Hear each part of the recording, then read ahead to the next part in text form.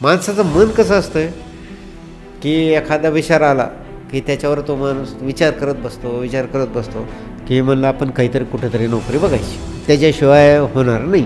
म्हणून असा विचार करून मी घरातून अचानक बाहेर कुणालाच सांगितलं नाही आणि जे ट्रेनमध्ये जाऊन बसलो, ट्रेन जिकडं जाईल तिकडं जायचं. आज माझ्या डोळ्यात पाणी येतं हे इन्सिडेंट्स पाहिल्या की आपण चूक केली, की आपण दुसऱ्याला त्रास दिला, वडिलाला त्रास दिला, भावाला त्रास दिला, आईला त्रास दिला. हे असं करायला नाही पाहिजे. आपल्या घरातल्या कामानिमित्त हे बीडला गेले, सकाळी सुट्टी काढली आणि म्हणे मी आज सकाळी जातो आणि संध्याकाळपर्यंत येतो म्हणे. मी 4 वाजले, 5 वाजले, 6 वाजले, 7 वाजले, तरी यायचं हेच नाही. तेव्हा तर कोणीच नव्हतं, आपले नातेवाईक नाही, आई वडील जवळ नाही, भाऊ होता तो पण लांब, मोबाईल नव्हते, समजेना झालं. नुसतं रडणं चालू माझं, तर काय करावं. आणि अगरबत्ती लावली, दिवा लावला आणि बसले रडत नामस्मरण करत. मी लहानपणापासून म्हणजे भित्री होते, तर मला असं धीड बनव म्हणून दररोज म्हणायचे मी, दररोज झोपड्यापासून की मला धीड बनव. आणि हळूहळू धीड झाले. मला सुरुवातीला बोलता येत नव्हतं, बोबडं बोलत होतो. तर आमचे समोरचेच गुरुजी एक होते राहत, ते मला शाळेत घेऊन जायचे. शाळा म्हणजे मंदिरात असायची आणि तिथं महादेवाला रोज मला पाया पडायला लावायचे की मला चांगलं बोलणे होते. काकी जी होती आपली, तिच्या मांडीवर संजू ही 3 महिन्याची होती. मी खोडकर हे पळायचं, इकडं जाय तिकडं जाय. मी पळत मधून आलो आणि माझी धडक लागली लिलाच्या पारातीला. ती सगळं तिखट संजूच्या अंगावर पडलं. ती 3च महिन्याची होती. आम्हाला वाटू लागलं, मी माझा एक नात्यातला भाऊ मोठा आणि वडील 3घच जण आलो आम्ही. आम्हाला वाटलं आता या दुपारच्या वेळेला आले, ते जेवून जा म्हणतील, आपल्याला पाहुणेच आहेत आपले. चहा पाणी फराळ फक्त केला. नात्यातले असून जेवायला दुपारची वेळ होती 11:30ची. हे नात्यातलं असून ह्यांनी आम्हाला जेवायला नाही, काही नाही, आयुष्यभर जेव घातलं ना, आणि जीव घातले. नंतर आयुष्यभर जेव घातलं ना. अजून ही आपली कॉलनी ही चांगलीच वाटते की आपल्याला तिथून निघावं नाही वाटत. अटॅचमेंट आपल्या कॉलनीमध्ये आहे तशी, म्हणजे एकत्र यावं आणि किंवा कुणी कोणाच्या मदतीला जाईल. प्रत्येक सुखदुःखाच्या गोष्टीला सगळी एकत्र येते. म्हणून त्या कॉलनीबद्दल अटॅचमेंट आहे आमची आणि अशीच राहावी. आजकाल मुलं 3-4 वर्षापेक्षा जास्त एका कंपनीत नोकरी करत नाही. अशामध्ये तुम्ही 34 वर्ष एकाच कंपनीमध्ये कशी काय नोकरी केली? मला फ्लॅट संस्कृती ही पहिल्यापासून आवडली नाही आणि आपलं सेपरेट घर असावं. भले ते पत्राचं का असावं, पण तो आपलं असावं. घरमालक सारखे मागायला जाईल, कधी जाणार आहे, कधी होणार आहे तुझं, कधी होणार आहे. आम्ही प्लॉट घेतला, त्याच्यामध्ये कॉन्ट्रॅक्टरने अर्धवट सोडून गेला. परंतु डगमगलो नाहीत, पण तो पुढे कसं करायचं. माणसाच्या नशिबात जर असेल न होणं तो होतं. हिची साथ मला खूप मिळाली. म्हणजे स्पष्ट सांगतो, हे आज जे घर झालंय आपलं ते हिच्यामुळं झालं. आई, पप्पा, तुमच्या दोघांचं खूप स्वागत आहे आपल्या कार्यक्रमामध्ये आणि थँक्यू की तुम्ही दोघं तयार झालात. आणि त्यात तुझं देखील स्वागत, की तू आम्हाला तयार केलंस.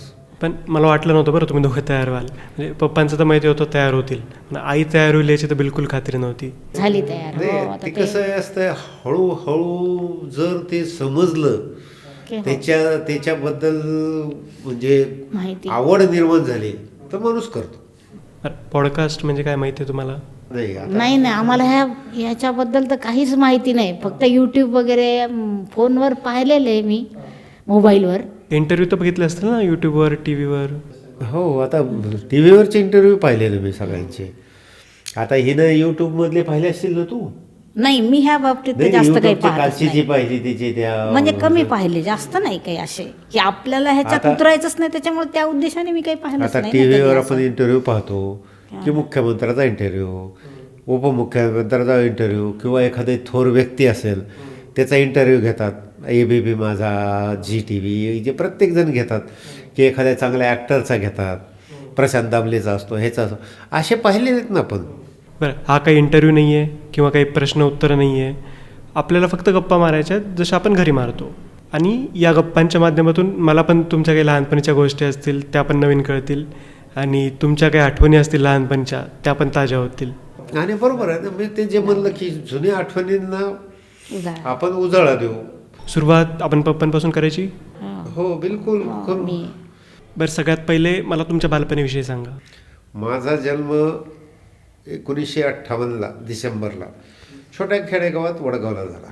हे वडगाव दादर हे म्हणजे आमचं मोठं जहागिरीचं गाव की जिथं 11 बुरुजाचा वाडा, आतमध्ये सगळे कुटुंब एकत्रत होतं आणि सगळे एकत्र नांदत होतं. आणि तशा ह्याच्यामध्ये माझा जन्म झाला. आणि जन्माच्या वेळेस आतमध्ये खूप लोक होते. तसं म्हणजे त्यावेळेस असं माणसं खूप असायचे, सगळ्यांचा स्वयंपाक वगैरे सगळं सगळं व्हायचं, त्या गोष्टी वेगळ्या आहेत. आणि अशा ह्याच्यामध्ये माझा जन्म झाला. आणि जन्मानंतर प्रत्येक वेळेस चांगलंच झालं माझं, की मला सुरुवातीला बोलता येत नव्हतं, बोबडं बोलत होतो. तर आमचे समोरचेच गुरुजी एक होते राहत, ते मला शाळेत घेऊन जायचे. शाळा म्हणजे मंदिरात असायची. तिथं वागरेश्वर मंदिर म्हणून चांगलं आहे, अजूनही महादेवाचं मंदिर आहे. आणि त्या मंदिरात रोज मला घेऊन जायचे आणि तिथं महादेवाला रोज मला पाया पडायला लावायचे की मला चांगलं चांगलं बोलणं येऊ दे. आणि ॲटोमॅटिकली मला चांगलं बोलणं आलं. जसे जसे हे होत गेलं तसं मला चांगलं बोलणं आलं. ही गोष्ट तर आपल्या घराने सगळ्याला म्हणजे आपल्या घरात माहिती.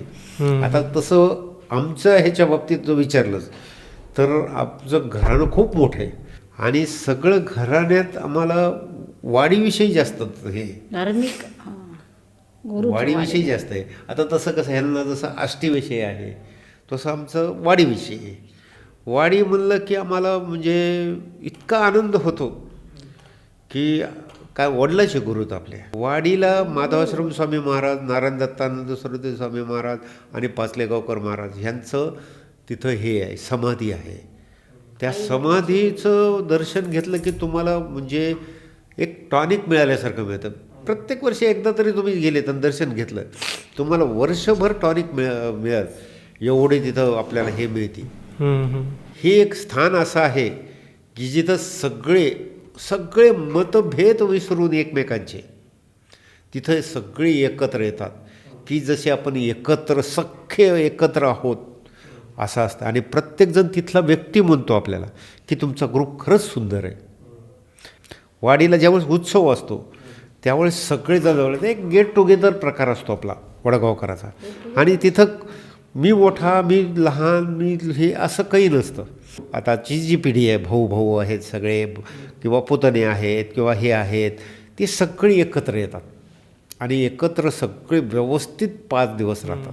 तर नाही आजकाल असं हल्ली पाहायला एवढं जॉईंट फॅमिली ही आजकालच्या मुलांना टी व्हीवर ह्याच्यावरच पाहण्यात येते ना, प्रत्यक्ष अनुभवात येत नाही. त्याच्यामुळं आम्ही अनुभव तो घेतलेला आहे. त्याच्यामुळं खरंच तो काळ म्हणजे खूप छान आहे. आता तुम्हाला कमीत कमी पाहायला नाही, ऐकायला तरी मिळालं तरी पुष्कळ आहे. नाही तू पहिल्यांदा कधी गेलीस वडगावला?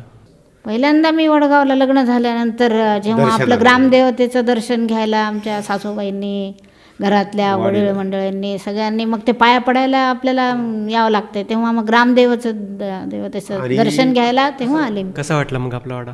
वाडा पाहिल्यानंतर बापरे, वाढव्य छान, कधी पाहिलाच नव्हता असा वाडा.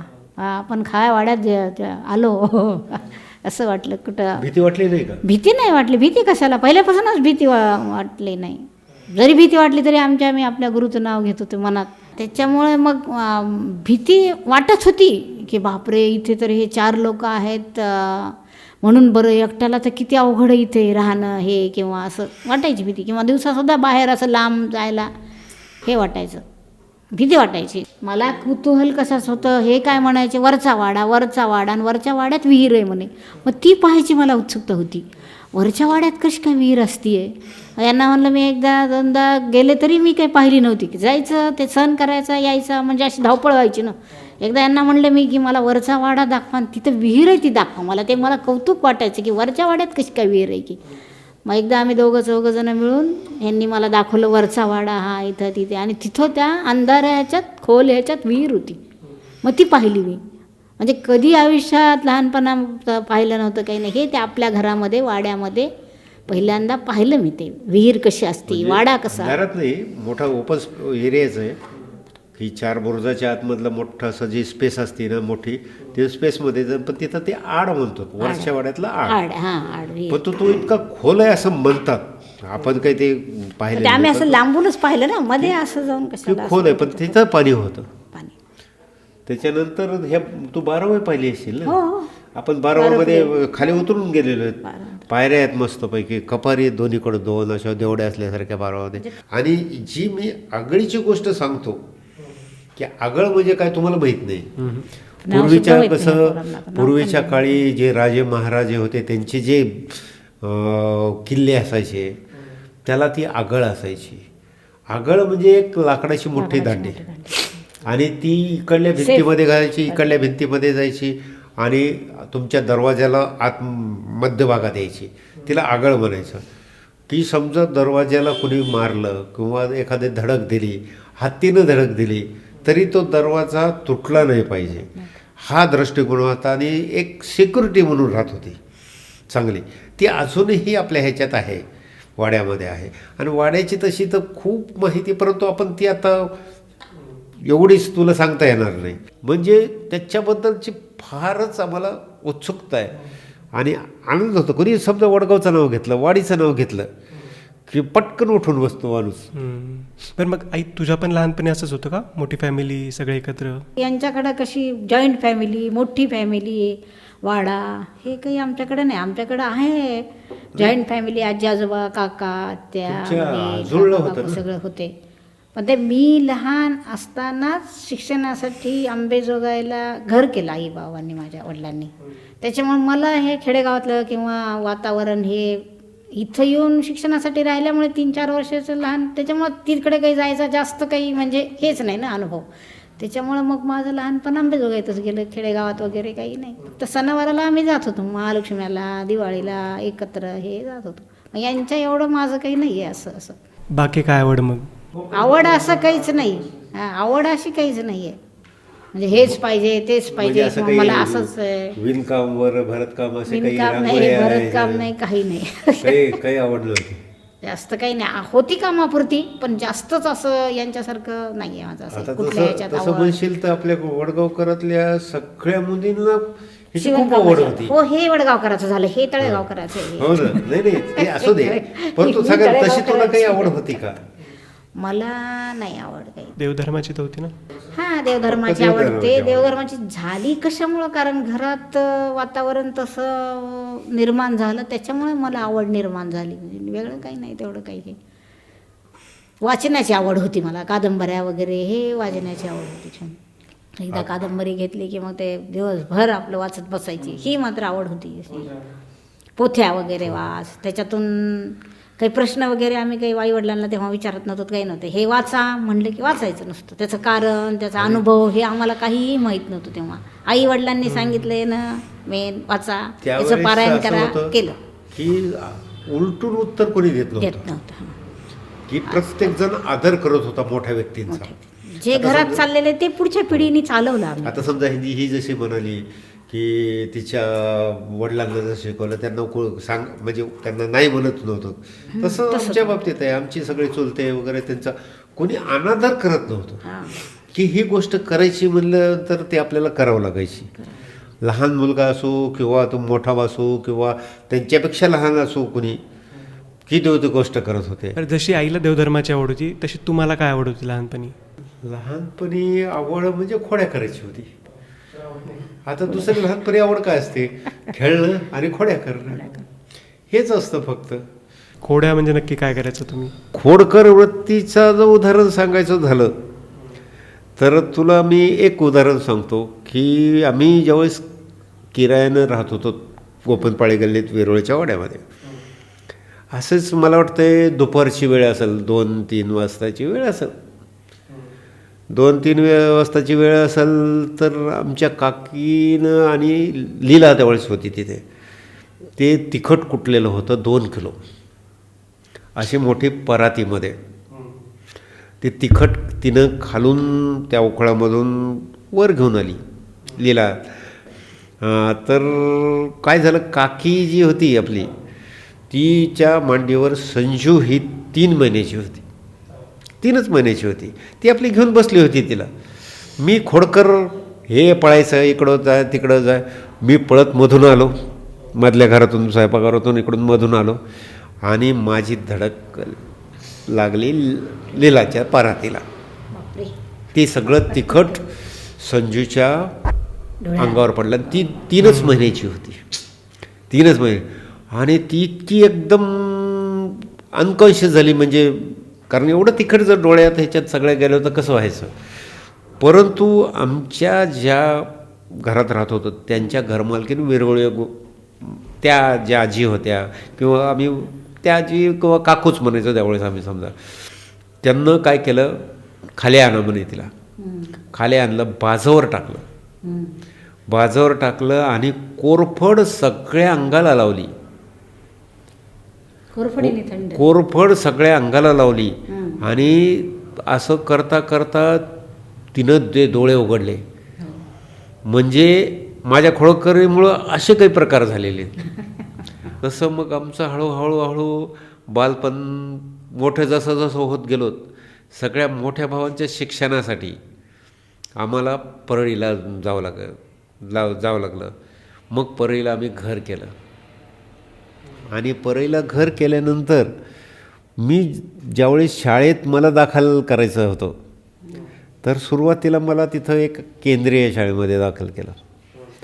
परंतु सुरुवातीपासून एक माणसाचं कसं असतं, एखादी गोष्ट आवडली नाही तर तिथं तो जात नाही, की त्याला ते नकोच वाटतं आहे की मी नाहीच जाणार तिथे. तसं ते केंद्रीय शाळेमध्ये मला ॲडमिशन प्रवेश दिला. परंतु माझ्या मनात होतं मला तिथं जायचंच नव्हतं. आणि तिथे एक गुरुजी होते, जोशी गुरुजी म्हणून. त्याची भीती, एक मला ती केंद्रीय शाळा नाही, एक माणसाचा हे असतं की नाही आपल्याला मोठ्या शाळेत जायचं. एक माणसाची इच्छा असते की मला हे छोट्या शाळेत जायचं नाही, मला मोठ्या शाळेत जायचं. मग मी घरी ते त्यावर डिस्कस करायचो नेहमी, म्हणजे बोलायचो नेहमी. मग त्या लोकांशी हे करून शेवटी मी वैद्यनाथ विद्यालयामध्ये माझा प्रवेश झालाच. आणि मग वैद्यनाथ विद्यालय जवळ होती, परंतु भीती त्या जोशी गुरुजीची होती, केंद्रीय शाळेची. ते दारात तिथं, कारण क्लास कसे बाहेर दिसायचे आम्हाला, की बाहेरच असं तिथून समोर जायचं. मग त्यांच्या भीतीपोटी, म्हणजे किती भीती असायची त्यावेळेस, आदर असायचा शिक्षकाबद्दल किंवा एक भीती असायची, बाबा नाही ते मला रागवतील, मला काहीतरी बोलतील किंवा पप्पाला काहीतरी सांगतील, प्रकाशदादाला काहीतरी सांगतील. म्हणून मी काय करायचो, लांबून जायचो शाळेत. म्हणजे जवळचा रस्ता सोडून लांबून आंबेवेशेतून चक्कर मारून मी वैद्यनाथ विद्यालयामध्ये जायचो.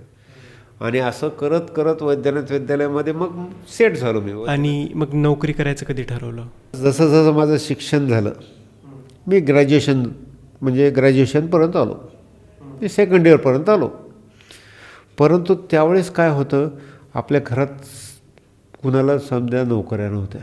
एकटा मोठा प्रकाशदादा तो नोकरीला होता, विनायकराव त्यांची प्रॅक्टिस करत होते वकिलीची. आणि घरात तर खाणारे खूप होतो आम्ही, की आज म्हणजे मला आता वाटत असेल की त्यावेळेस आम्हाला दर एका दिवसाला असं 10 किलो दळून आणावं लागायचं. आणि त्याच्यामुळं काय झालं, माझ्या मनात वेगळे वेगळे विचार यायला सुरुवात झाली की आपण काहीतरी करावं. माणसाचं मन कसं असतं की एखादा विचार आला की त्याच्यावर तो माणूस विचार करत बसतो. तसं विचार करत की आपण काहीतरी करावं, की आपण पुढे काहीतरी गेलो, नोकरी कुठंतरी करावी, काहीतरी करावं, ह्या उद्देशानं एके दिवशी असं थोडासा निराश झालो मी. त्यावेळेस असेल, म्हणजे मी सेकंड इयरला असेल निराश झालो की म्हणलं आपण काहीतरी कुठंतरी नोकरी बघायची, त्याच्याशिवाय होणार नाही. म्हणून असा विचार करून मी घरातून अचानक बाहेर पडलो. कुणाला सांगितलं नाही, म्हणजे घरातल्या कुणाला माहीत नाही, कशाला माहीत नाही. आणि जे ट्रेनमध्ये जाऊन बसलो, ट्रेन जिकडं जाईल तिकडं जायचं असं ठरवलं मी. ट्रेन जिथं जाईल आणि आपल्याला जिथं उतरावं वाटेल तिथं उतरायचं. मला वाटतं त्यावेळेस हे इकडलं विदर्भातलं वाशिम वगैरे गाव असं आलं काहीतरी.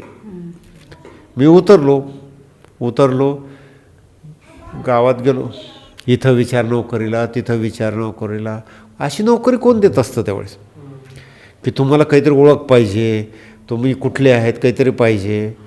असं मी म्हणजे ठोकरे खात सगळीकडे फिरलो. संध्याकाळपर्यंत मला कुठंही काही नोकरी. मग परत रेल्वे स्टेशनवर बसलो. आता काय करावं म्हणलं पुढचं, आपण काय करावं आता, आपण तर घरातून निघून आलो तसं, आता पुढे काय करावं हा विचार. परंतु तोपर्यंत काय झालं की कसं प्रेम असतं वडिलाचं किंवा ह्यांचं. मी इकडं बाहेर गेलो, तिकडं मग घरी सगळा हे सुरू झाला ना की कुठं गेला, काय झालं, कशामुळं गेला, कुणी काही बोललं का त्याला, कशामुळं रागावला, काय झालं. मग ते सगळीकडं शोधाशोध सुरू झाली. म्हणजे बाप्पासारखं शोधायले, पुरुषोत्तम शोधायला, हे शोधायले, ते शोधायले, सगळे शोधायले. म्हणजे एक तर वेळ अशी आली की आकाशवाणीवर द्यावं म्हणून असं निघाले होते की हरवला आहे म्हणून. बापरे. पण मी तर वेगळ्याच विचारानं बाहेर गेलेलो होतो की आपल्याला काहीतरी नोकरी मिळावं, जिथं मिळेल तिथं मिळेल, नटबोल्ट टाईट करावं लागले, नटबोल्ट टाईट करू आपण, एखाद्या आडतीवर काम मिळालं तर आडतीवर काम करू, एवढी मनात इच्छा होती की आपल्याला काहीतरी कमवायचं, त्याच्याशिवाय आपण पुढचं करू शकत नाहीत. इकडं मग तोपर्यंत जे गोंधळ सुरू झाला की सगळे परेशान झाले एक दिवस. म्हणजे कुणाला ते जेवणाची भ्रांत नाही, कुणाला कशाची भ्रांत नाही की का निघून गेला, की चांगला असताना का निघून गेला. मग असं करता ज्यावेळेस रेल्वे स्टेशनवर येऊन बसलो मी, त्यावेळेस विचार केला मी की ही आपण चुकीची हे घेतलेली स्टेप घेतलेली, हे असं नाही करायला पाहिजे आपण, की आपण सगळ्याला त्रास दिला आहे, की आपल्यामुळं लोकांना त्रास होणार आहे. आपण वेगळं काहीतरी केलं पाहिजे. किंवा मला नोकरीच करायची तर तिथं नोकरी शोधू, कुठंतरी नोकरी शोधू, परंतु सगळ्याच्या सहकार्यानं करू. असं आपण एकटं जर बाहेर पडून मी एकदम मोठा होईल, मोठा मालक होईल, हे आपण जे आपल्या मनात असतं ते होत नसतं तसं. मग हा विचार केला आणि परत गाडीत बसलो मी. गाडीत बसलो सकाळी बरोबर तिथं उतरलो. आल्या आल्या पहिली रिॲक्शनची माझ्या वडिलांची, बाप्पाची, आल्या आल्या मला जे कडकडून मिठी मारली त्यांना, त्यावेळेस मी खरंच म्हणलं की काय असतं म्हणजे वडिलाचं आणि मुलाचं प्रेम हे तिथं समजलं. की ते धसाधसा रडले की आज माझ्या डोळ्यात पाणी येतं हे इन्सिडेंट्स पाहिला की आपण चूक केली, की आपण दुसऱ्याला त्रास दिला, वडिलाला त्रास दिला, भावाला त्रास दिला, आईला त्रास दिला. हे असं करायला नाही पाहिजे. की सगळ्यांचं हे म्हणजे बघून, सगळ्यांना विचारून, सगळ्यांचं मतग्राह्य धरून ह्या गोष्टी करायला पाहिजेत. त्याच्यानंतर मग ज्यावेळेस हे झालं, मग त्यांना सगळ्यांना मला बाजूला बसवलं. आयुष्यात मी चूक केलेली होती ती, हां मी करायला पाहिजे होतं एक आणि केलं एक. मला वाटलं मला नोकरी मिळेल, मला काहीतरी होईल, मी काहीतरी सहकार्य करू शकेल, ह्यांना काही आर्थिक सहकार्य करू शकेल, परंतु ते झालं नाही. मग मी त्यांना म्हणलं झाली, म्हणलं माझ्याकडून चूक झाली, परंतु आता ह्याच्यानंतर मी नाही करणार, अशा गोष्टी मी नाही करणार. मी सगळ्याला विचारात घेऊन करेल काय करायचं तर. की माणसाच्या मनात ते तर असतंच आहे की आपण काहीतरी करावं म्हणून, की नोकरी करावी, काहीतरी कमवावं, परंतु हे मी अशी स्टेप घेणार नाही म्हणलं, किंवा असे चुकीचं मी निर्णय घेणार नाही. त्याच्यानंतर काय झालं, आपण जे राहत होतो त्याच्या बाजूला एक जण बँकेमधले मॅनेजर राहत होते. आता त्यांनाही समजलं नाही सगळ्या गोष्टी. त्यांना मला दुसऱ्या दिवशी बोलवलं. दुसऱ्या दिवशी मला घरी बोलवलं त्यांना, कुलकर्णी म्हणून होते एक जण. त्यांना मला बोलवलं, पुढे तुला नोकरी करायची का? मी म्हणलं हो मला नोकरी करायची, मला काहीतरी कमवायचं आहे म्हणलं, त्याच्याशिवाय मला चैन नाही पडणार. की नुसतं रिकामं बसलं माणूस की नाही ते विचार येतात, मला नोकरी करायची. मग त्यांना काय केलं, मला म्हणे मी तुला एक हे देतो, पत्ता देतो, तिथं जायचं म्हणे तो. आणि त्यांना मला एक पत्र दिलं आणि सिद्दीकी म्हणून एक जण आहेत म्हणे तिथं, तो थर्मल पॉवर स्टेशनमध्ये एक कंपनी आहे बिपकॉन इंजिनिअरिंग्स म्हणून, तिथं सिद्दीकी सरांना जाऊन भेटायचं म्हणे तो. मी गेलो तिथं, म्हणजे अनुभव कसे असते ते सांगतो. तिथं गेलो, आपल्याला तर इंटरव्ह्यूचा वगैरे काहीच अनुभव नाही. माझ्या मनामध्ये मी सायकलवर चालायचो, त्यावेळेस सायकलच असायच्या, तर काहीच नाही. मग घरातून सायकल घेऊन निघालो सकाळी, त्यावेळेस काय एकच शर्ट आणि एकच पॅन्ट असायच्या, पण तशामध्येच गेलो त्यांच्याकडे बसलो. त्यांना मला फक्त काही नाही नाव घेऊन आणि कुलकर्णी सरने भेजा आहे क्या एवढंच विचारलं मला त्यांना आणि कल से आ जाओ बोल. त्यावेळेस मला पगार होता 160 रुपये पहिली नोकरी. मी मग ती नोकरी जवळजवळ वर्षभर केली. मग त्यावेळेस जेव्हा ते सगळं संपलं मग काही त्याच्यातले अर्धे लोक बिहारच्या तिकडं काहीतरी काम मिळालं त्यांना तिकडे गेले काही लोक आणि काही लोकांना म्हणे तुम्ही दिल्लीला चला. मला ते म्हणले दिल्लीला चला तुम्ही दिल्लीला. पण जो मी आपला घरी आलो घरी सगळ्यांशी चर्चा केली परंतु इतक्या दूर जायचं कुणाचंच मत होईना की त्यावेळेस जास्त अशा सुविधा नव्हत्या काही नव्हतं परंतु इतक्या दूर जायचं. मी विचार केला इतक्या दूर कशाला जायचं. मी तो निर्णय बदलला. मी त्यांना स्पष्ट सांगितलं की मी तिकडे येऊ शकत नाही बाबा मी नोकरी सोडतो. आणि ज्या दिवशी मी नोकरी सोडली म्हणजे तुला सांगतो की तो दिवस इतका नैराश्यातला होता माझा. मी सकाळपासून माझ्या डोक्यात तेच विचार आता पुढे काय करायचं आता पुढे काय करायचं आपण आता आपल्याला नोकरी नाही आता आपल्याला हे नाही पुढे काय करायचं. ह्याच्यामध्ये मला घर हे उचलून फेकायला लागलं की पुढे काय करायचं आपण. मनामध्ये सारखे विचार यायचे काय करावं. मग मी आता म्हणजे हे हसण्यासारखं उदाहरण आहे की मग मी म्हणलं तर काय ह्या विचारातून तर बाहेर पडायचं आहे आपल्याला. मी सकाळी जे गेलो तिथे एक गोपालकृष्ण टॉकीज म्हणून जवळच होती. मी सकाळचा 11चा शो पाहिला. कोणता पिक्चर बघितला? ते होता जुना पिक्चर होता फार जुना पिक्चर होता आता आठवत असेल ना. नाही जुना पिक्चर होता मधुबन काहीतरी असा एक पिक्चर होता जुना महिपालचा पिक्चर होता. महिपाल म्हणून त्याच्यामध्ये हे होता आणि संध्या असे जुने पिक्चर म्हणजे ते थोडंसं क्लासिकल टाईप होतं ते. मग तो पिक्चर पाहिला मी. त्याच्यानंतर लगेच 3 वाजता दुसरा पिक्चर पाहिला तर रात्रीचा पिक्चर पाहिला आणि घरी आलो. घरी आल्यानंतर थोडंसं आता ते पिक्चरचं डोक्यात बघितलं त्याच्यामुळे ह्या विचारातून बाहेर पडलो थोडासा. त्याच्यानंतर असं करता करता करता करता मग मी BCom पास झालो. BCom पास झालो ना. ग्रॅज्युएशन झालं. ग्रॅज्युएशन 1979ला मी 80ला संभाजीनगरला आलो. मग मी असं करता करता इंटरव्ह्यू देणं सुरू केलं. आम्ही त्यावेळेस सगळे एकत्रच होतो दाबा वगैरे सगळे. म्हणजे 1984ला मी इंटरव्ह्यू दिला पुण्याला जाऊन इंटरव्ह्यू दिला बजाजचा. झालं सिलेक्शन माझं मेडिकल झालं. दुसऱ्या दिवशी ते म्हणे म्हणजे लवकर तुम्ही तिकडे जॉईन व्हा. म्हणजे असं करत करत बजाजमध्ये ज्यावेळेस लागलो त्यावेळेस थोडा विचार मध्यंतरी केला होता परंतु नंतर विचार केला नाही आणि इथंच सेटल व्हायचं आपल्याला. आणि असं करून मी पूर्ण संभाजीनगरला सेटल झालो बजाजमध्ये सेटल झालो. त्याच्यानंतर मग कसं झालं हळूहळू लग्नाचा विचार यायला लागला. हळूहळू लग्नाचा विचार यायला लागला की लोक म्हणायचे लग्न कर लग्न कर. मग कसं झालं एक प्रपोजल आलं. आम्ही जात होतो तिथं परंतु माझ्या मनात वेगळंच होतं की माझ्या मनात आमच्या बहिणीचे लग्न झालेले नव्हते. ते झाल्याशिवाय मला लग्न करायचं नव्हतं. आणि त्याच्यानंतर मग थोडे असे दिवस होत होत होत गेले आणि एक वेळेस असं सहज म्हणून मी वडगावला गेलो होतो. जावळाच्या ह्याला गेलो होतो तिथं असं कार्यक्रम होत होता. मी आपला बसलो होतो इकडं तिकडं फिरत होतो. तितक्यात हिचे आई वडील आणि काका आले. ते देवडीत बसले.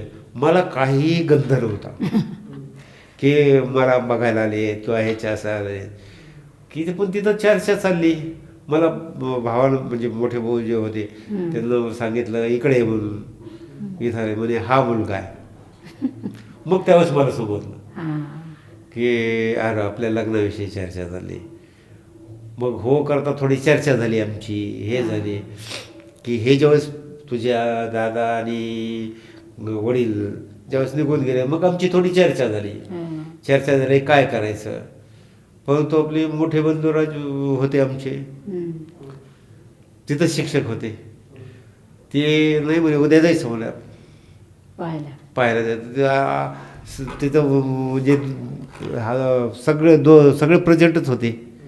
मग आम्ही तिघंजण निघालो पाहायला. तिघंजण पाहायला निघालो. तर गेलो त्यांच्याकडे, पोहे खाल्ले यांच्याकडे आम्ही. पोहे केले होते हो. मला पहिलंच ठिकाण आहे हे. एक तर माझं 20 कंप्लीट झालेलं होतं, 21च लागलेलं होतं. वडिलांनी सुरुवातच केली की हे स्थळ आणल्यानंतर मग काय म्हणजे कशी हे की त्याच्याबद्दल काहीच नव्हतं ना, पूर्वी नव्हतंच ना एवढं. आम्ही 30 विचार केला वर्षापूर्वी एवढं सगळ्यांना, काकेने ह्यांना विचार केला. म्हणलं काही हरकत नाही, होऊ द्या. त्याच्यानंतर मग सेकंड टाईमला ज्यावेळेस परळीला बोलवलं त्यावेळेस तिला विचारलं मी की तुझ्या मनात आहे का, असं व्हायला नको की एकमेकाच्या मनात आहे की नाही. मग तिला विचारलं, काय विचारलं? तू पसंत आहेस का मला म्हणून, अजय मी पसंत आहे का तुला, असं की हां, कारण विचारणं भागच आताचे असते मुलं ना. कसे एकमेकाला बोलतात तेव्हा.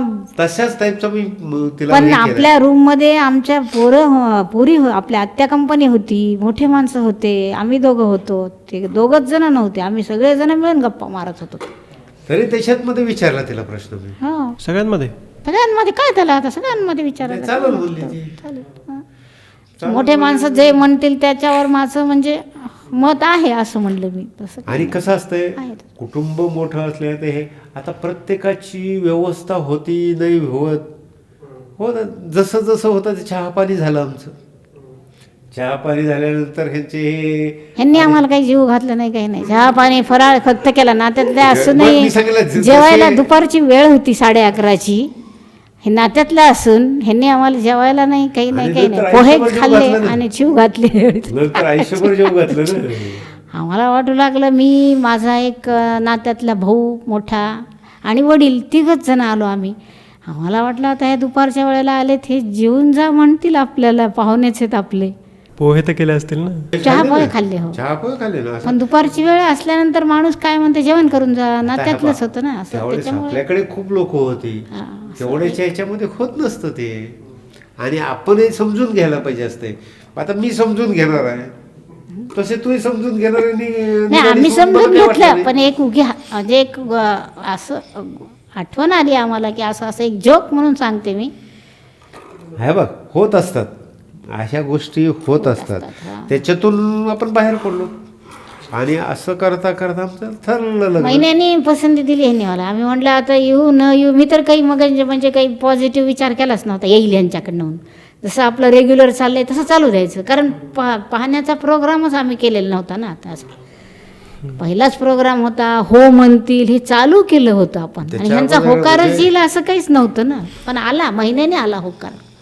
मी माझ्या वडिलांना म्हणलं, त्यांना काही विचारायला जायचं नाही तुम्ही का हो का, काही नाही, आपल्याला आपोआप आलं तर ठीक आहे, नाही तर. पण त्या महिन्यानंतर आला होकार. ज्या बाई बांधलेले ते वरतूनच बांधलेले. तेव्हा पोरींच्या एवढ्या अटी नव्हत्या किंवा, आणि 4 माणसं जे म्हणतील ते मुलं आणि मुली ऐकत होते. आता नाही. आणि असं करता करता आमचा गाडा सुरू झाला, लग्न झालं आणि प्रस्थान संभाजीनगरला गेलं. संभाजीनगर, हो ना. आणि मग त्यावेळेस मी रूम घेतलेल्या होत्या सिडकोमध्ये. तेव्हा काही आपल्याजवळ काही जास्त काही अवेलेबल सगळं सामानही नव्हतं ना. जेव्हा मग लग्नामध्ये थोडं बहुत आलेलं ते, आणि सगळं सामान घेऊन आम्ही इथे आलो. आणि जसं जसं आम्हाला वस्तू लागतील तसं तसं आम्ही गावात जाऊन आणायचं. मग तेव्हा शुक्रवारी सुट्टी असायची. आपण एक म्हणतो, परंतु नवीन लग्न झाल्यानंतर जे संसार थाटतात ना, त्याच्यामध्ये मजा कोणती और असते की आज कप नाही, कप आणायला गेलो. उद्या आता नाहीये तसं. आता तुम्हाला सगळं अवेलेबल मिळेल. रेडी आहे. एक तर येतो लग्नामध्ये, नाही तर येतो आपल्याला लागली चालणी की आपण चालणी आणायला जातो. परंतु दर शुक्रवार प्रत्येक गोष्ट एकदम नाही आठवायची की आपल्याला हे लागेल ते लागेल. जेव्हा त्या वस्तूची गरज भासेल तेव्हा ते आणत होतो आम्ही. तेव्हा विचार की आपण दर शुक्रवारी दुपार झाली की जायचं गावात. 2 रुपये तिकीट होतं बसला, 2 रुपये. रिक्षाला किंवा बसला 2 रुपये. हे आपलं बस सिटी बसला, सिटी बसला गावात जायचं, मस्त फिरायचं, सगळं घ्यायचं, संध्याकाळी परत यायचं. असं करता करता ते मजेत दिवस गेले आमचे. पण आम्ही असं घरच्यांना मी काही असं आईला वडिलांना सांगितलं नाही की कमतरता आहे किंवा असा त्रास काही असं नाही. ॲडजस्ट केलं कुठल्याही गोष्टी काही जण ह्याचं म्हणजे नवीन लग्न झाले त्यावेळेस आपण ते राहत होतो, त्याचा भाऊ देखील आला होता प्रमोद. ते नंतर हा भाऊ देखील आला होता. बघा कसं असतं, यायला तर पाहिजे कशी आपली बहीण राहायला. त्याच्यानंतर मग आम्ही हळूहळू सिडकोमधून निघून जवाहर कॉलनीमध्ये आलो राहायला. जवाहर कॉलनीमध्ये व्यंकटेश कॉलनीमध्ये राहिलो. तिथं 2च रूम घेतल्या, पण तिथं देखील असं रात्री 12 वाजता पाणी यायचं. 3 रूममधून त्या स्वयंपाकघरामध्ये तिथंच छोटीशी बाथरूम, तिथंच सगळं, त्याच्यातच येणारे जाणारे सगळे ॲडजस्ट केलं पण तो आम्ही ते कसं ॲडजस्ट. पण त्यावेळेस कसं ॲडजस्ट करण्याचं हे होतं की असं काही आम्हाला त्रास झाला, हे प्रत्येक गोष्टी ॲडजस्ट होत गेल्या. आणि मनातही येत नव्हतं की हे आपल्याला वस्तू नाहीये किंवा ही दुसऱ्याला आहे, ही आपल्याला नाहीये, आणि ह्याला असं आहे मला नाही, असं डोक्यात सुद्धा यायचं नाही आमच्या. काही कुणाची स्पर्धा नाही, काही नाही, आपलं जे चाललेलं आहे ते सुरळीत चालू द्यायचं, त्याच्यातच आनंद आणि मानायचा. ती कॉलनी असं देखील काही. खरंच चांगली होती. तेव्हा आम्हाला सगळीच ठिकाणी चांगले लोक चांगले हे मिळाले. जेव्हा सिडकोमध्ये राहत होतो 4 महिने राहिलो तेव्हाही चांगलेच होते. व्यंकटेश कॉलनीमध्ये 6 वर्ष घालवले तेव्हा पण चांगलेच आम्हाला वातावरण मिळालं. आणि तेव्हा तुमचा पगार किती होता? लग्न झाल्यावर 1050 पगार. त्यात भागायचं का सगळं? त्याच भागात होतं ना. तेव्हा स्वस्ताही होती ना रे, स्वस्त एवढं होती महागही सगळं. नव्हतं काही, स्वस्त 450 दोघंच जण रुपये असायचे. घरमालकाचा किराया होता हा. आणि बाकीचं खाण्याचं काही जास्त लागायचं नाही. एक वेळेस तर मी कंपनीत जेवायचो. कंपनीत जेवत होते एक वेळेस मी एक वेळेस करायचं नाही. फक्त ही करायची संध्याकाळचं, त्याच्यामध्ये आमचं भागून जायचं. असं काही हे त्याच्यातच मग वस्तू आणल्या आम्ही. मिक्सर घे, कपाट घे, टीव्ही घे, नाही. हे कपाट घे, हे एक- आपण एक- एक- ह्याच्यामध्ये घेतलं, हो ना, जवाहर व्यंकटेश कॉलनीमध्ये कॉलनीमध्ये. आलेलं. हो ना, मग व्यंकटेश तेच म्हणजे कॉलनीमध्ये. हळूहळू त्याच पगारावर त्याच ह्याच्यामध्ये येणारे जाणारे लोक सांभाळून गावाकडे जाऊन सणवार नंतर संपवून त्याच्यामध्ये- वस्तू घेतल्या. बरं, त्यावेळेस बघितलेला पहिला पिक्चर आठवतोय? सगळ्यात त्या बोल राधा बोल. बोल राधा जेव्हा बोल. नवीन औरंगाबादला आलो नवीन तेव्हा बोल राधा बोल, अंजली टॉकीज, हो. आणि त्यावेळेस कसं सुरुवातीला तो गाजलेला पिक्चर होता. बोल राधा बोल. मला वाटतं त्यावेळेस ऋषी कपूरचा पिक्चर काय केला, ऋषी श्रीदेवी कपूर यांनी. नाही ऋषी कपूरचा पिक्चर, ऋषी ऋषी कपूर कपूर आणि ही होती जुही चावला. जुही चावलाचा. जुही चावला. हा बरोबर आहे. जुही चावला. आणि चांगला पिक्चर होता, म्हणजे गाणे चांगले होते, सगळे चांगले होते. त्याच्यानंतर असे पिक्चर जास्त नाही पाहिले आम्ही. पप्पा कंपनीत गेल्यावर मग तू काय करायचीस घरी? काय करत असते, पोथ्या पुराण वाचायचे, त्याच्याच आवड होती, दुसरं काय. रेडिओ लावायचा तिला, रेडिओ लावायचा, गाणे ऐकायचे, इकडे तिकडे गप्पा मारायच्या. टीव्ही तर नव्हतेच त्यावेळेस. टी नव्हते तेव्हा, मोबाईल नव्हते. टी आले नंतर, पण सुरुवातीला नव्हताच टी ना. एकदम कंपनीतून यायला उशीर व्हायचा ह्यांना, किंवा मग बस आलेली दिसायची. ते तेव्हा कसं आमचं त्या घरापासून बस आलेली कंपनीची यांची दिसायची. आणि मग आले नाही की उशीर हे व्हायचं. मग तेव्हा काय आम्ही तसंच हिला एक मैत्रीण मिळाली की बाजूचे देखील चांगलेच होते. आपल्या बाजूला जे जोशी कुटुंब राहत होतं ते चांगलेच होते. कठीण ह्याच्यातून जावं लागतं रे, पहिल्यांदा त्या तर मुली कठीणच रोज येऊन असतं. हिच्याकडे बसायच्या. गप्पा मारायच्या. परत नंतर एक परळीची मुलगी राहत होती तिथं, सुनीता. तर ती देखील गप्पा मारत बसायची. असं करून हिचा दिवसाचा वेळ ती घालवत होती. मी तिला विचारत होतो तुझा दिवसाचा कसा गेला. आणि नंतर ज्यावेळेस ह्या सगळ्याजण ती येऊ लागल्या तिला गप्पा मारायला, माझी काळजी कमी झाली ना. एकदा तर काय झालं, यांनी आपल्या घरातल्या कामानिमित्त हे बीडला गेले. सकाळी सुट्टी काढली आणि म्हणे मी आज सकाळी जातो आणि संध्याकाळपर्यंत येतो म्हणे मी. आणि सकाळी गेले हे बीडला. मी म्हणलं आता 10 वाजता 11 वाजता 12 4 वाजेपर्यंत येतील म्हणलं. 4 वाजले, 5 वाजले, 6 वाजले, 7 वाजले, तरी यायचं हेच नाही. बरं आता तेव्हा मोबाईल नव्हते. भाऊ राहत होता सिडकोमध्ये माझा, पण त्याला पण संपर्क कसा करावा काही कळेना झालं. तेव्हा तर कोणीच नव्हतं, आपले नातेवाईक नाही, आई वडील जवळ नाही, भाऊ होता तो पण लांब, शेजारी पाजारी त्यांना जरी विचारलं मी हे, तर ते काय सांगणार होते मला की हे गावाला गेले त्यांनी कधी येतील. काही म्हणजे काही साधनच नव्हतं ना तेव्हा कळण्याचं ह्याचं काही.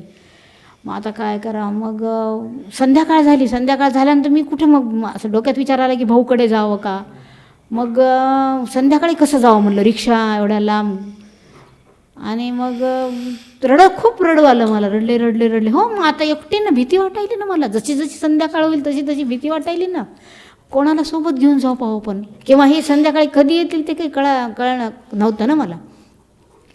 मग 10 वाजले 11 वाजले तरी झोप. मग मी असं पोथी घेऊन झोपले उशाला, आणि जेव्हा झोप लागली मला, पण मध्येच जाग मध्येच झोप, कशी तरी असं करून सकाळ झाली. 7 वाजले, सकाळी 6:30 7. मग मी उठले की रिक्षा केली की गेले भाऊकडे. भाऊला म्हणलं अरे असं असं हे काल गेलेत म्हणलं बीडला कामानिमित्ताने, अजून आलेच नाहीत. तो म्हणे थांब म्हणे, तू येतील म्हणे ते, तू काही काळजी करू नका. मग मला तिथे थांबवे ना थोडं त्याच्याकडे, कारण त्या दोघांना ड्युटीला जायचं होतं. हे तिथं तरी थांबून का, परत तिथून आले इकडे, मग रिक्षा करून इकडे. काय करावं काही समजेना झालं, नुसतं रडणं चालू माझं. तर काय करावं, कोणी नातेवाईक नाही, कोणी माणसं नाहीत आपल्याजवळ.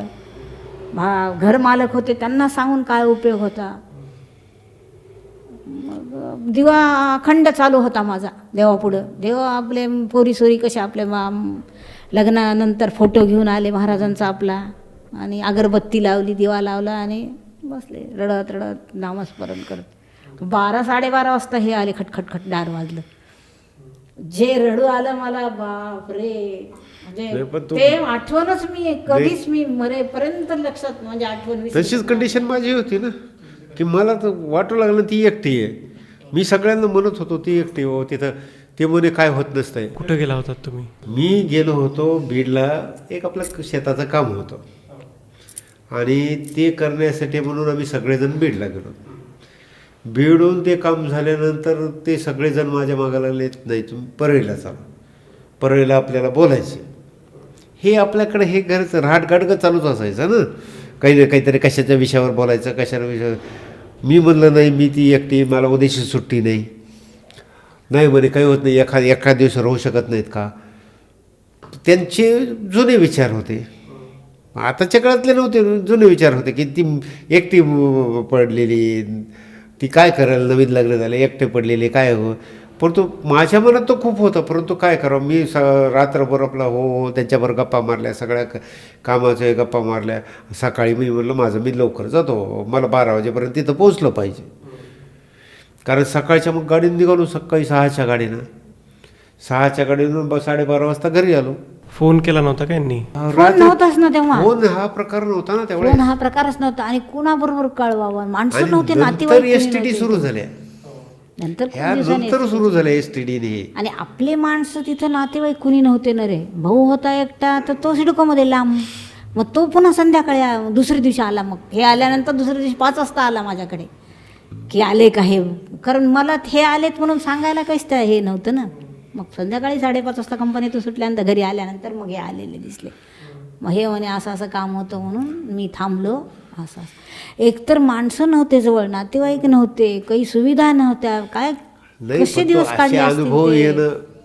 त्याच्यामुळं माणूस काय होते की डेअरिंग बाज होतो, धीड बनतं माणूस. अशा प्रसंग आल्यामुळं काही असे प्रसंग यायलाच पाहिजे, धीड बनतं माणूस, वेळ निघून जाते. त्याला जेव्हा अनुभव आला की ह्याच्यानंतर तरी देखील म्हणजे, पण अजून तोपर्यंत म्हणजे सहसा तिला एकटीला मी सोडणार, पण जावं लागतं एखाद्या वेळेस.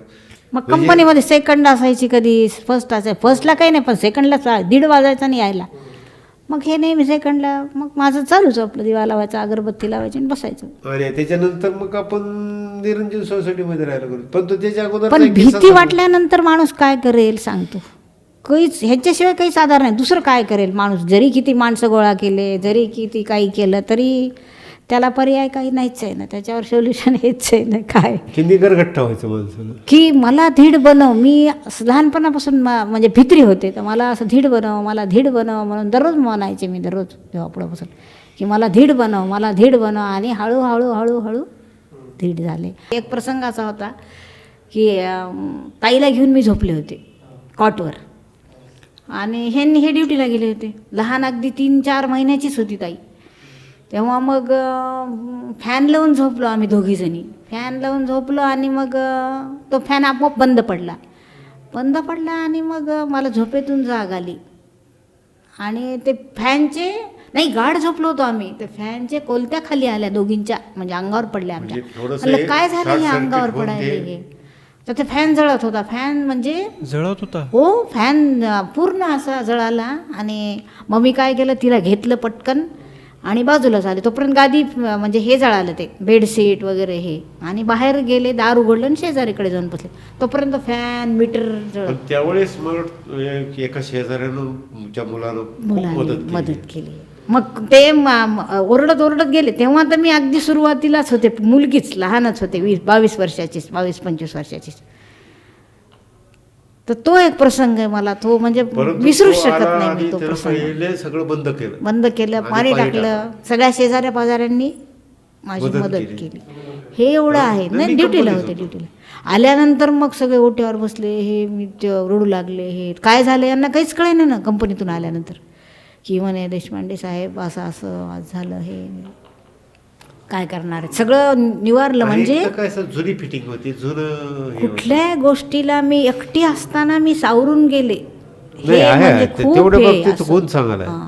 किती एकटी आजकाल म्हणजे म्हणून न मी जे आता म्हणलं शिकलेली, की न बाहेर लिडरशिप गेलेली हे असताना करण्याची जी सुद्धा हे, हां. आहे तिच्यात तेवढे. आणि मग कधी ठरवलं की स्वतःचं घर घ्यायचं आहे? व्यंकटेश कॉलनीमध्ये असतानाच मी मग फिरायचो रोज, प्लॉट घ्या कुठं. मला फ्लॅट संस्कृती हे पहिलेपासून आवडली नाही, आणि आपलं आपलं सेपरेट घर असावं, भले ते पत्राचं का असावं पण तो आपलं आपलं असावं.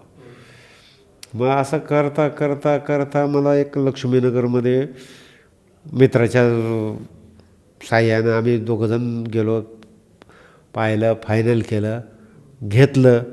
ते प्लॉटला पैसे देण्यासाठी नव्हते माझ्याकडे, पण तो माणसाच्या नशिबात जर असेल न होणं तो होतं. म्हणजे त्याला आपण म्हणतो देव बरोबर करतो. जसं ते गोंदवलकर महाराज म्हणतात, उद्याची चिंता करू नका, त्यानं ठरवलेलं असतं तुमच्या मुलाची फीस कशी भरायची, तुम्हाला चिंता असती, परंतु त्यानं ती व्यवस्था केलेली असते. तशी ती प्लॉट घेण्याची व्यवस्था कशी झाली माझं मलाच माहिती. मी कसं कसं केलं, कुठून आणले. त्यावेळेस ते 70,000 रुपयाला प्लॉट घेतला. त्यावेळेस ते 70,000 रुपयाला घेतला, आणि त्यावेळेस आपल्याकडे 70,000 रुपये कुठं द्यायचे? 94-95 94ला 93ला हां 94ला प्लॉट घेतला. नाही, तू जन्माला होतास 93ला.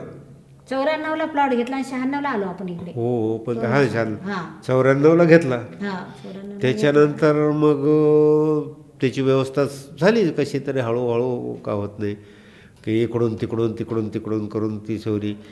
त्याला मला हिचं खूप सहकार्य मिळालं त्यावेळेस. म्हणजे काय, आम्ही सोनं वगैरे काय जे आहे की घर घ्यायचं आहे आम्हाला, आम्ही ते सगळं करून घर घेतलं. ही प्रत्येकाची गोष्ट असते बरं का. नवरा अडकला कुठं कामामध्ये, म्हणजे त्याला काही अडचण असेल त्याला साथ देत होते, तशी हिनं मला दिलेली नाही साथ प्रत्येक वारीला. की आम्ही प्लॉट घेतला, प्लॉट घेतल्यानंतर मग ते बांधकाम म्हणजे परमिशन ह्या त्या गोष्टी सगळ्या केल्या, आणि सुरुवात केली कॉन्ट्रॅक्टर देऊन. घरमालक सारखे मागायला लागायचे, कधी जाणार आहे, कधी होणार आहे तुझं, कधी होणार आहे. आणि त्या मीन व्हाईलमध्ये थोडं कॉन्ट्रॅक्टरनं थोडा धोका दिला, कारण मी तर दिवसभर नसायचो, मला पाहायला मिळायचं नाही. कंपनीत जायचं, संध्याकाळी 6 वाजता यायचं, 6 वाजता आल्यावर तिथं जायचं साईडवर, काय बघणार. तशामध्ये कॉन्ट्रॅक्टरनं अर्धवट सोडून गेला. बापरे.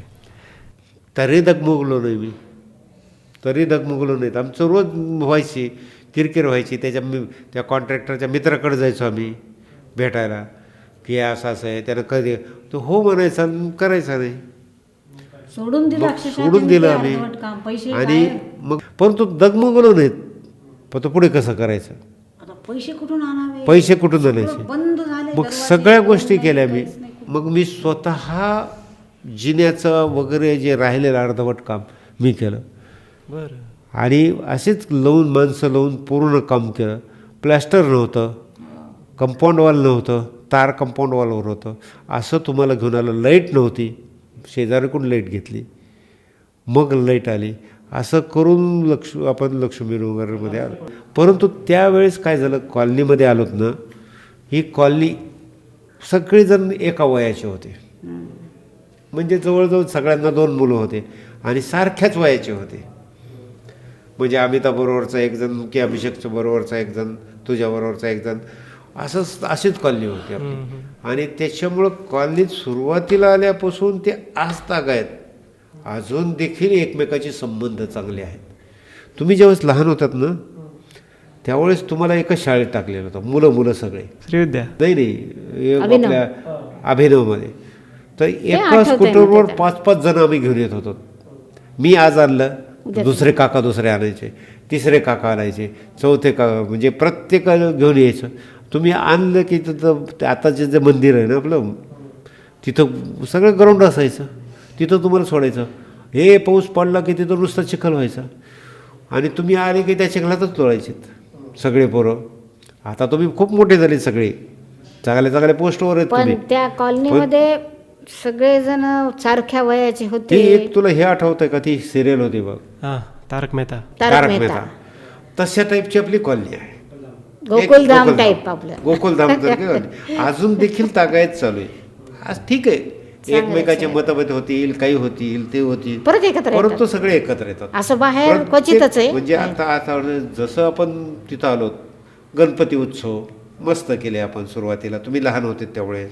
त्याच्यानंतर जसं जसं मोठे होत गेलो की कार्यक्रम व्यवस्थित करत गेलो, कोजागिरी करत गेलो. अजूनही आपली कॉलनी ही चांगलीच वाटते की आपल्याला तिथून निघावं नाही वाटत. जरी असं वाटत असेल की कुठेतरी दुसरीकडे जावं, नाही, आपले लक्ष्मीनगर चांगलं आहे. सुरुवातीला 5-6 घरं होते. जरी 5-6 घरं असतील तरी आम्ही गणपती उत्सव तेवढ्याच लोकांनी करायचा. अटॅचमेंट आपल्या आणि- कॉलनीमध्ये आहे तशी, म्हणजे एकत्र यावं आणि जसं किंवा मी- कुणी कोणाच्या मदतीला जाईल किंवा आणि मोठे एक- चांगले विचार चांगले एक सगळे असा एक विचार चांगले इन्सिडेंट सगळे. सांगतो आपल्या कॉलनीतल्या लोकांचा, की मी सेकंड शिफ्टला होतो. हा. आपली मागची भिंत रात्री अचानक पडली धडकन, कुणीच नव्हतं. त्यावेळेस एक कॉलनीमध्ये वॉचमन होता, म्हणजे आपण लावलेला. सगळेजण येऊन हिला विचारत होते. मी सेकंड शिफ्टपर्यंत येईपर्यंत ते कुत्रा आणून एक बांधलेलं होतं तिथं, हो, साईज टिपू. बाबांनी. कुत्रा आणून बांधलेला होता. मी सेकंड शिफ्टला आल्यानंतर मग पाहिलं, सगळं झालं आणि मग हे झालं. म्हणजे असं आहे की प्रत्येक सुखदुःखाच्या गोष्टीला सगळी एकत्र येते. शेअर करतात एकमेकाला अजूनही चालतंय, भेटीला हा. जातात कोणी. म्हणून सगळीकडे व्हावं त्या असं कॉलनीबद्दल सगळे. आपली कॉलनी अटॅचमेंट खूप आहे चांगली आमची. आहे, हो. आणि अशीच राहावी राहावी. की एकमेकाचे मतभेद होऊ नयेत.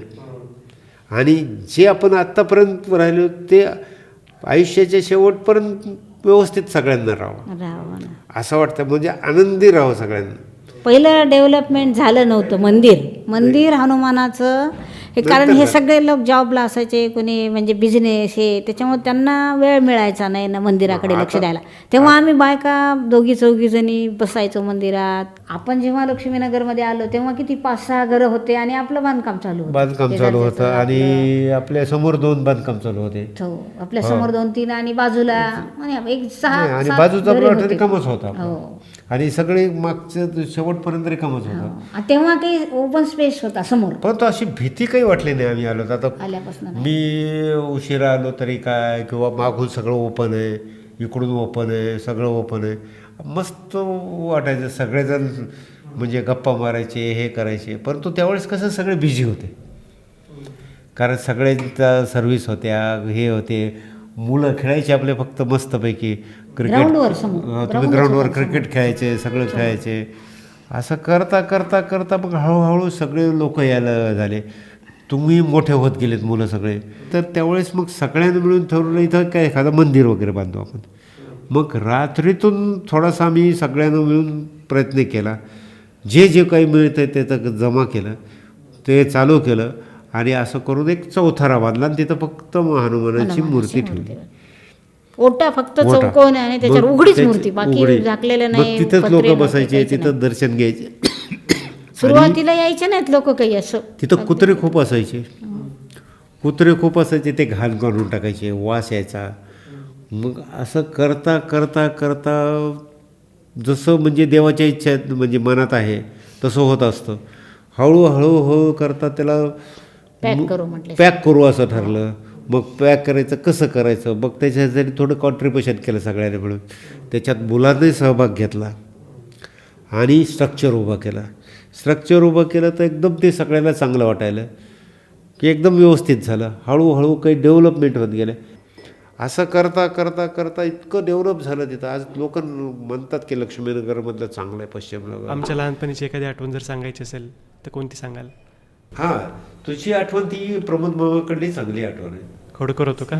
नाही नाही, खोड्यात तू पण करत होतास लहानपणी. शांत म्हणजे निव्वळ शांत नाही की असं यांच्या एवढे नाही आणि माझ्या एवढे नाही, शांत म्हणजे मीडियम. ज्या वयामध्ये जे खोड्या करायच्या ते तर तुम्ही खोड्या केलेल्या आहेत. बाथरूममध्ये जा, दार लावून आम्हाला घे. फार म्हणजे चांगलं वाटायचं. आता समजा तुला काही लागलं बोटाला वगैरे, पटकन जायचा, जखम जोडीचा पाला आणायचा, लावायचा, आम्हाला सांगायचं पण नाही. एकदा तर तुला लहान असताना कॉटवरून पडलास तू मी खाली, बाळ म्हणजे 1 वर्षाचंच, हो, नाही, 6 महिन्याचं 7 महिन्याचं बाळ खाली असं. आणि ते खाली पडल्यामुळे, ते असं पालथं पडल्यामुळे एवढं टेंगूळ आलं इथे असं मोठं. मग हे लगेच घाबरून गेले, चला चला चला दवाखान्यात जायचं आपल्याला. मग ते काय झालं, आपले घरमालकीन मावशी त्या म्हणे अगदी तू ते काही घाबरू नको, दवाखान्यात जाऊन. आणि यांना मी सांगत होते, हे मला घाबरून टाकायचे नाही, कुठल्या हिचं असं आहे. गोष्टीला. मी की घाबरत नाही, daring ही बाज होते. थोडी धीट आहे. हां, मी धीट आहे. अहो काय एवढ्याशा गोष्टीला जायचे, आपलं काही हे होईल. मग त्यांनी मला सांगितलं, तूप आणि हळद त्या जागेवर लाव आणि दाबून ठेव म्हणे, असं असं गच्च त्या ठिकाणाला.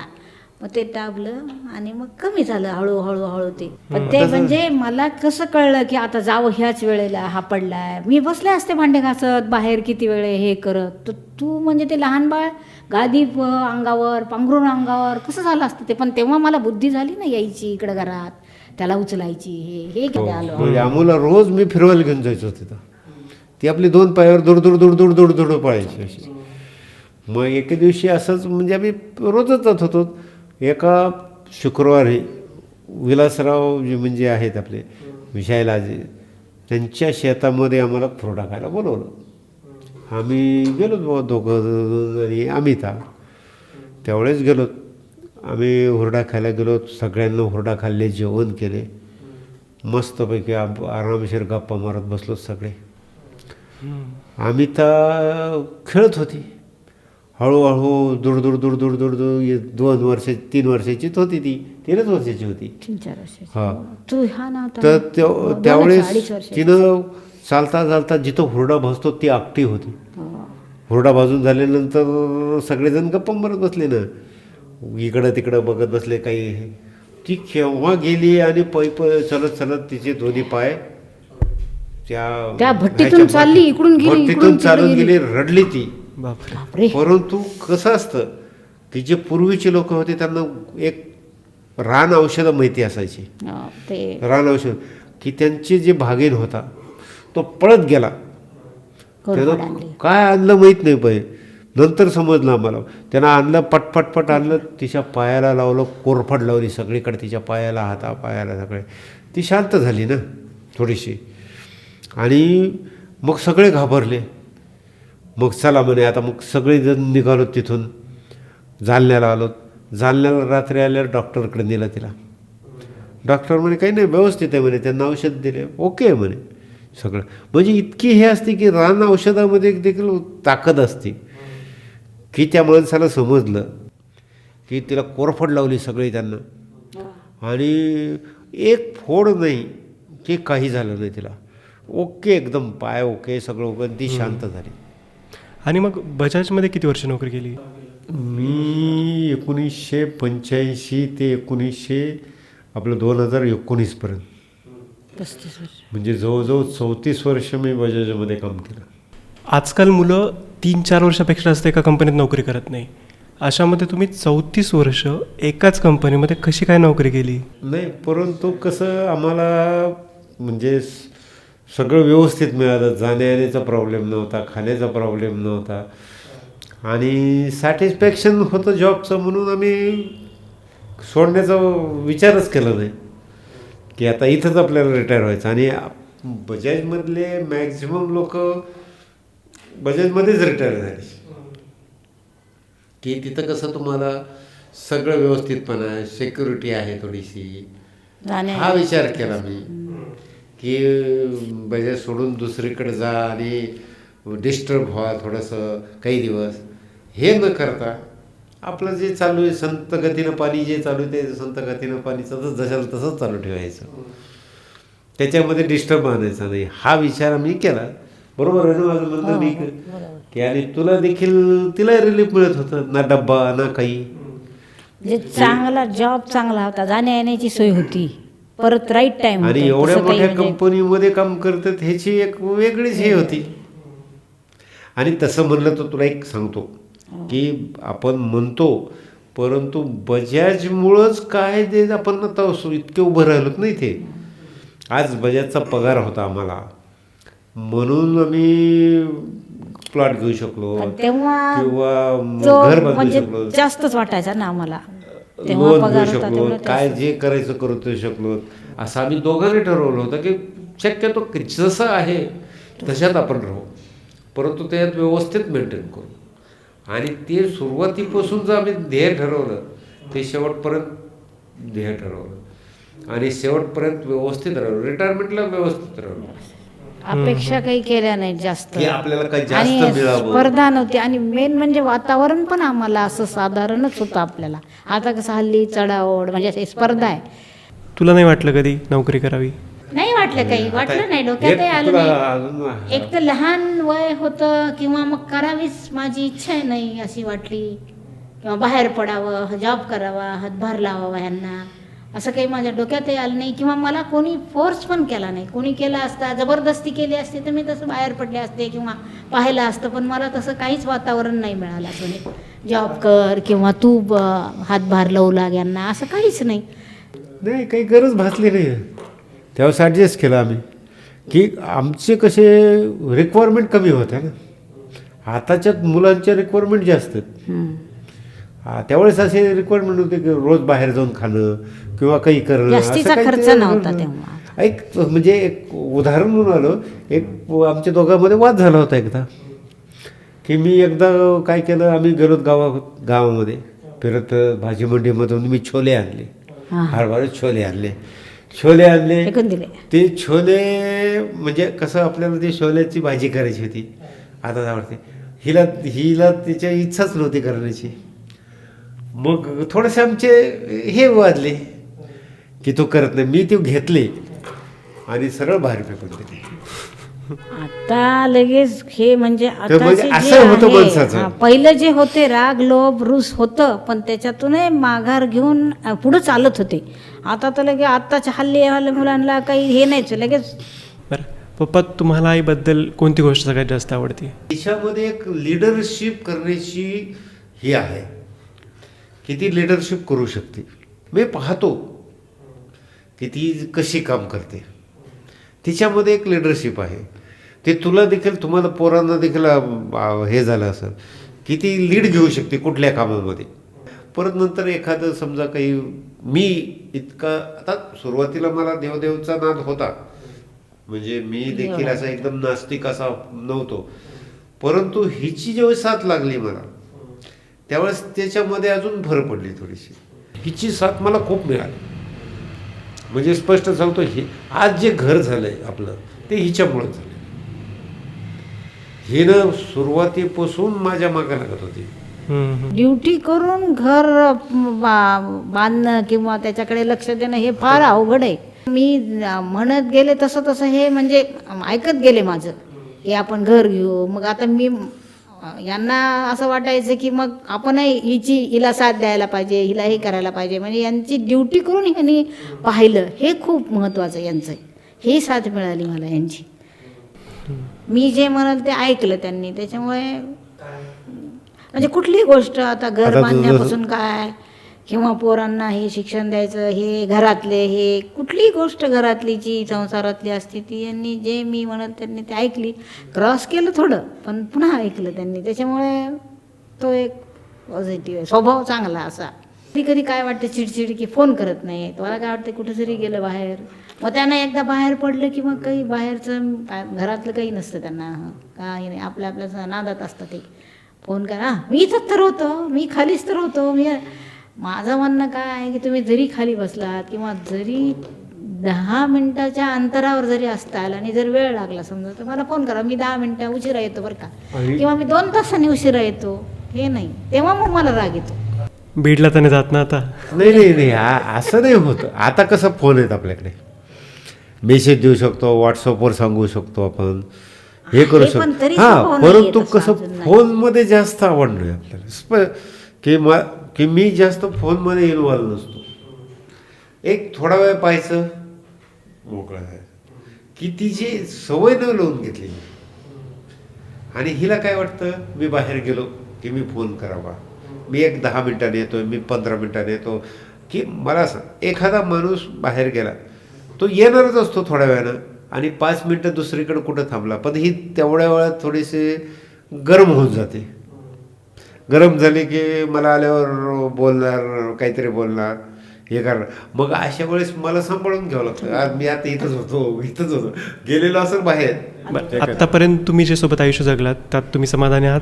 पहिल्यापासून हार्डवर्क केलं, कष्टातून वरती आलो, त्याच्यामुळे आता पूर्ण समाधानी आहोत आम्ही. पूर्ण सेवा गुरुची करावी ही इच्छा आहे बा. तसं तुमच्याकडून अपेक्षा करतो का की आम्हाला काय वाटतं, आता पुढच्या पिढीने आम्ही जसं केलं तसं माझ्या मुलांनी मुलींनी आध्यात्मिकमध्ये जावं, त्यांना पण ओढ त्याची लागावी, त्यांना पण अनुभव यावे, ही इच्छा आहे आता. नाही ते ठीक आहे का, परंतु मला त्याच्यातून तुला म्हणायचंय की आपण त्यांना फोर्स करायचा नाही, त्यांना आवड निर्माण करायची. तो रोज म्हणशील मंदिरात जा, तो जाणार नाही, ती जाणार नाही, मी जातो ना. परंतु नाही नाही ऐक, माझं म्हणण्याचा उद्देश की असं म्हणून नाही की त्यांना असं वेगळं आहे ना, की त्यांना आवड निर्माण झाली पाहिजे.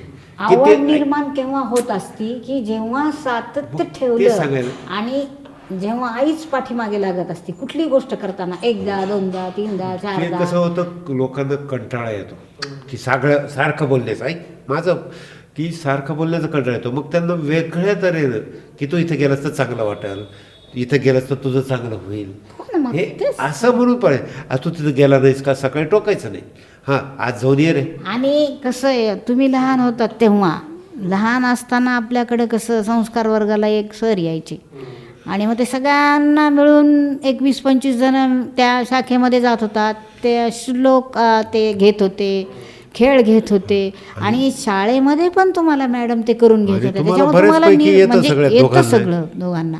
आणि कसं असतं, लहानपणामध्ये जेव्हा हे डोक्यात असतं तेव्हा विसरू शकत नाहीत तुम्ही. आज जरी म्हणलो आपण नाही केला, पण नाही, मला विश्वास आहे की हे करू शकणार नाहीत माझे दोन्ही पोरं, कारण लहानपणीच त्यांना रुजलेलं आहे हे सगळं. स्तोत्र म्हणा, हे म्हणा, आज जरी तुम्हाला वेळ नाही मिळाला हे पण विसरू शकणार नाहीत, हे मी गॅरंटी देते. अशी कोणती एखादी अपूर्ण इच्छा आहे जी तुम्हाला असं वाटतं आता पूर्ण व्हावी? मी नेहमी स्वप्न बघतो. रात्री झोपलं की मला वडगाव आठवतं, हे आठवतंय, ते आठवतंय, आपले असं होतं, आपलं तसं होतं, हे सगळं आठवतं. की त्याच्यामुळं एक माझा एक मानस आहे किंवा माझ्या मनात आहे की आम्ही सर्वांना मिळून एकदा सगळ्यांना एकत्र यावं आणि एक असा इव्हेंट करावा की जेणेकरून सगळ्याला ते चांगलं वाटलं पाहिजे. हे माझ्या मनात इच्छा बरेच दिवसाची. कुठल्या कारणानं का होत नाही, परंतु सगळ्यांनी एकत्र राहावं. पूर्वी जे राजवैभव होतं ते मिळणार नाही आपल्याला, किंवा ते आता सक्सेस होऊ शकणार नाही, कारण प्रत्येकजण आता वेगळ्या ठिकाणी गेलेलं आहे, कामानिमित्त असो, नोकरीनिमित्त असो किंवा कशामुळं. परंतु त्याच्यातून कुठंतरी एक म्हणजे मध्य साधला पाहिजे. असा एक मध्य साधण्याचा विचार मी नेहमी विचार करतो की त्याच्यासाठी आर्थिक बळ लागतं, श्रमाचं बळ लागतं, परत नंतर कम्युनिकेशनचं बळ लागतं, सगळ्याला कम्युनिकेशन करून एका ठिकाणी यायचं. तसं तुझ्यात आहे आणि ते करायचं आपल्याला. की आपली म्हणजे मला अभिमान आहे मला वडगावकराबद्दल, मला माझ्या घराण्याबद्दल खूप अभिमान आहे. अभिषेक, की तुम्ही जरी मला नाव ठेवत असता तरी ती मला काही हरकत नाही, परंतु मला माझ्या घराण्याबद्दल आणि माझ्या घराबद्दल खूप अभिमान आहे आणि तो मी बाळगतो. आणि त्याच्यासाठी माझ्या मनात खूप येतं की आपण जाऊ, परंतु होत नाही. एक तर दूर आहेत, आपण 300 किलोमीटर दूर आहे, प्रत्येक बारीला आपण जाऊ शकत नाही.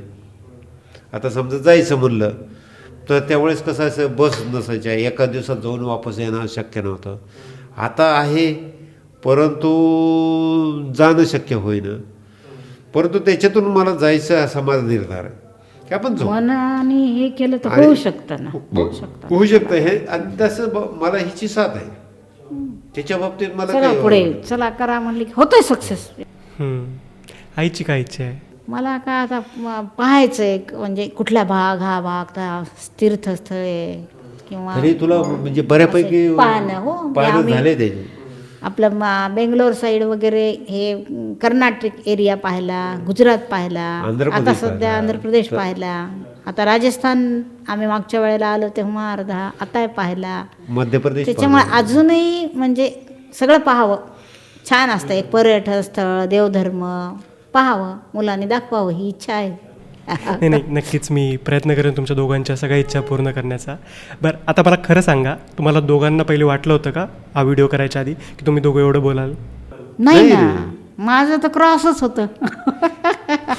म्हणजे मी ह्याच्या विरुद्ध आहे, म्हणजे की मी उलट तुलाच आणि नाव ठेवते नाही, की हे कशाला केलं, हा आमचा केलं प्रयत्न केलं. कसा झाला हे आम्हाला माहित नाही, परंतु आम्ही एक प्रयत्न केला की तू आम्हाला थोडेसे मार्गदर्शन केलं, गाईड केलं. प्रयत्न आम्ही हा. त्याचं फक्त एक पाहावं म्हणलं की आपल्याला जमतं का, आणि आपल्याला हे नाही जमू शकतं सक्सेस ना, होतं असं का, काही येतं नसतं. का, हरकत नाही काही प्रयत्न करायला, काय हरकत आहे ना. नाही, पण खरंच खूप छान बोललात तुम्ही दोघं. आणि थँक्यू आई पप्पा, तुम्ही दोघं तयार झालात आणि इतकं छान बोललात. धन्यवाद. For future best luck. Best luck तुला. तर मित्रांनो, ही होती माझ्या आईवडिलांची स्टोरी. तुम्हाला ही कशी वाटली कमेंटमध्ये नक्की सांगा, आणि आवडली असेल तर या व्हिडिओला लाईक आणि सबस्क्राईब नक्की करा. लवकरच भेटूया पुन्हा एका अशाच नवीन स्टोरीसोबत. तोपर्यंत सबस्क्राईब नक्की करा.